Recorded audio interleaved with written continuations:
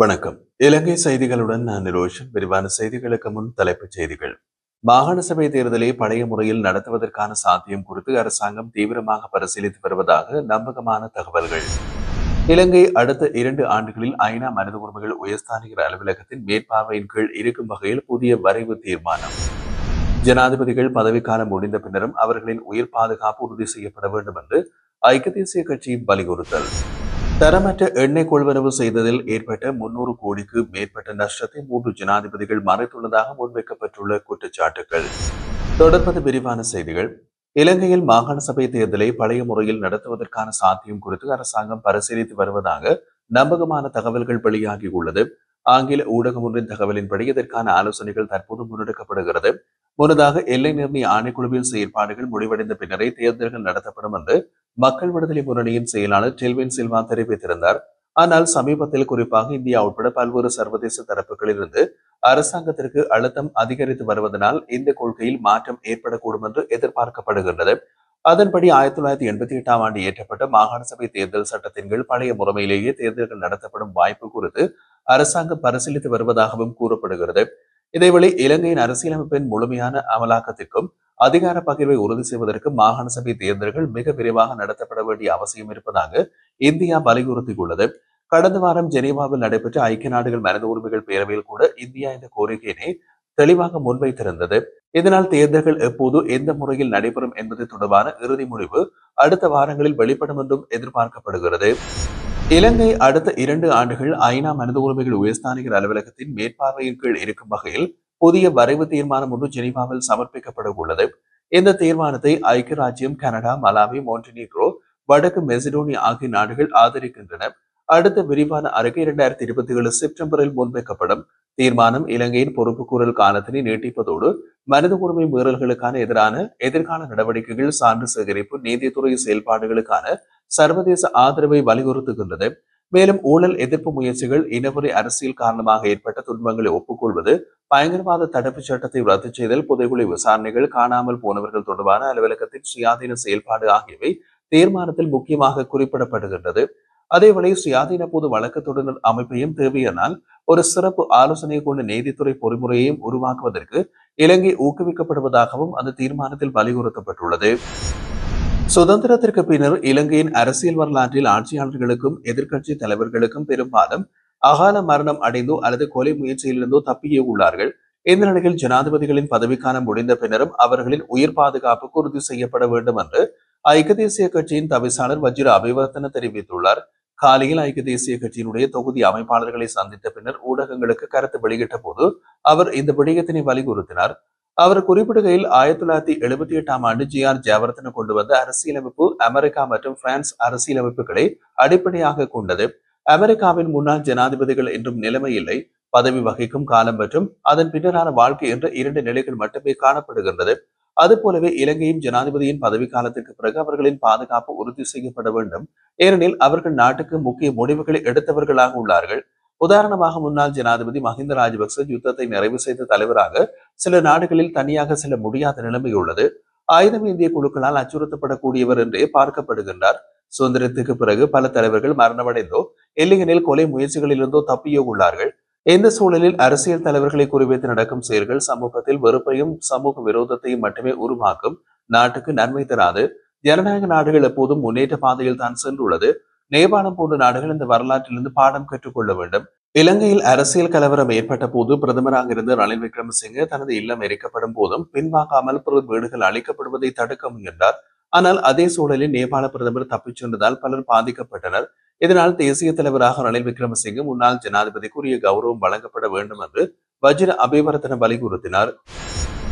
மாகம்புர துறைமுக முகாமைத்துவ தனியார் நிறுவனம் தரமற்ற எண்ணெயை கொள்வனவு செய்ததில் ஏற்பட்ட 300 கோடிக்கு மேற்பட்ட நஷ்டத்தை 3 முன்னாள் ஜனாதிபதிகள் மறைத்துள்ளதாக கடுமையான குற்றச்சாட்டுகள் முன்வைக்கப்பட்டுள்ளது. இந்த நிறுவனம் இலங்கை துறைமுக அதிகார சபையால் 2013ஆம் ஆண்டு ஜூலை மாதம் 5ஆம் தேதி ஹம்பாந்தோட்டை துறைமுக முகாமைத்துவ நடவடிக்கைகளை மேற்கொள்வதாக நிறுவப்பட்டது. பின்னர் இலங்கை பெட்ரோலிய கூட்டுத்தாபனத்தின் அனுமதி பத்திரத்தின் கீழ் ஹம்பாந்தோட்டை துறைமுகத்திற்கு எரிபொருள் விநியோகிக்கும் பொறுப்பும் பெற்றது. ஆனால் 2014ஆம் ஆண்டு நிறுவனம் தரமற்ற எண்ணெய் கொள்வனவு செய்ததன் மூலம் துறைமுக அதிகார சபைக்கு 24 மில்லியன் அமெரிக்க டாலர்கள், அதாவது சுமார் 300 கோடி ரூபாய் நஷ்டம் ஏற்பட்டதாக பொது நிறுவனங்கள் தொடர்பான பாராளுமன்ற குழுவில் வெளிப்படுத்தப்பட்டுள்ளது. இந்த சம்பவம் 10 ஆண்டுகளுக்கு முன்பே நடந்திருந்தாலும் 2024ஆம் ஆண்டு ஜனாதிபதி தேர்தலுக்கு முன்னர், அதாவது கடந்த ஆகஸ்ட் மாதத்தில் துறைமுக அதிகார சபை இந்த கொள்முதல் தொடர்பாக லஞ்சம் மற்றும் ஊழல் விசாரணை ஆணைக்குழுவில் அதிகாரப்பூர்வ முறைப்பாடு செய்துள்ளதாகவும் கோப் குழு உறுதிப்படுத்திக் உள்ளது. கோப் குழுவில் வெளியிடப்பட்ட தகவலின்படி தரமற்ற எண்ணெய்களுக்கான பணம் துறைமுக அதிகார சபை வழங்கிய உத்தரவாதத்தின் அடிப்படையில் ஒரு தனியார் வங்கி வழங்கிய கடனின் மூலம் செலுத்தப்பட்டுள்ளது. எனினும் அந்த கடனில் 18.4 மில்லியன் அமெரிக்க டாலர்கள் இதுவரை திருப்பிச் செலுத்தப்படவில்லை. இதற்காக சம்பந்தப்பட்ட வங்கி 2019ஆம் ஆண்டிலேயே மாகம்புர துறைமுக முகாமைத்துவ நிறுவனம் மற்றும் துறைமுக அதிகார சபைக்கு எதிராக வழக்கு தாக்கல் செய்திருந்தது. மேலும் நிறுவனத்தின் கடன் திருப்பிச் செலுத்தப்படாததால் 2022 ஜூன் 1ஆம் தேதி அந்த நிறுவனத்தை கலைக்க ஒரு அதிகாரப்பூர்வ கலைப்பாளர் நியமிக்கப்பட்டதாகவும் கோப் குழுவில் தெரிவிக்கப்பட்டது. அதிகாரப்பூர்வ ஆவணங்களும் சாட்சிகளும் அடிப்படையாக கொண்டு இந்த தரமற்ற எண்ணெய் கொள்முதல் சம்பவம் முன்னாள் ஜனாதிபதிகள் மூவரால் மறைக்கப்பட்டதாகவே குற்றச்சாட்டு வைக்கப்பட்டுள்ளது.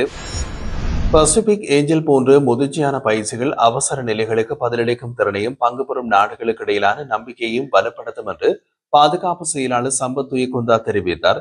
கட்டுநாயக்கா விமானப்படை தளத்தில் நடைபெற்ற நிகழ்ச்சியில் பேசிய அவர், இன்றைய உலகின் பாதுகாப்பு சவால்கள் மிகவும் சிக்கலானதாகவும் எல்லை தாண்டியவையாகவும் ஆகியுள்ளதாக வலியுறுத்தினார். அத்தகைய சூழ்நிலையில் பல்நாட்டு பயிற்சிகள் ராணுவ கூட்டுறவை மேம்படுத்தி கூட்டு தயார் நிலையை அவசியமாக்கும் என்றார். இந்திய பெருங்கடல் பிராந்தியம் உலக பாதுகாப்புக்கும் பொருளாதாரத்திற்கும் முக்கிய 2 அம்சங்களை வகிக்கின்றது. அவை கடலாற்று போக்குகள் மற்றும் நாடுகளை இணைத்து வர்த்தகத்தை பேணுதல். அதே நேரத்தில் இயற்கை பேரிடர்கள், காலநிலை மூலம் உருவாகும் அபாயங்கள், எல்லை தாண்டிய குற்றக்கூடல்கள் மற்றும் வளர்ந்து வரும் பாதுகாப்பு அச்சுறுத்தல்கள் ஆகியவற்றை பாதிக்கக்கூடும் என்பதையும் அவர் குறிப்பிட்டிருந்தார். இந்த நிலையில் பிராந்தியத்தின் இதயத்தில் அமைந்துள்ள இலங்கையின் பொறுப்பு பிராந்திய நிலைத்தன்மையையும் பாதுகாப்பையும் மீள் உறுதி செய்வதாகும்.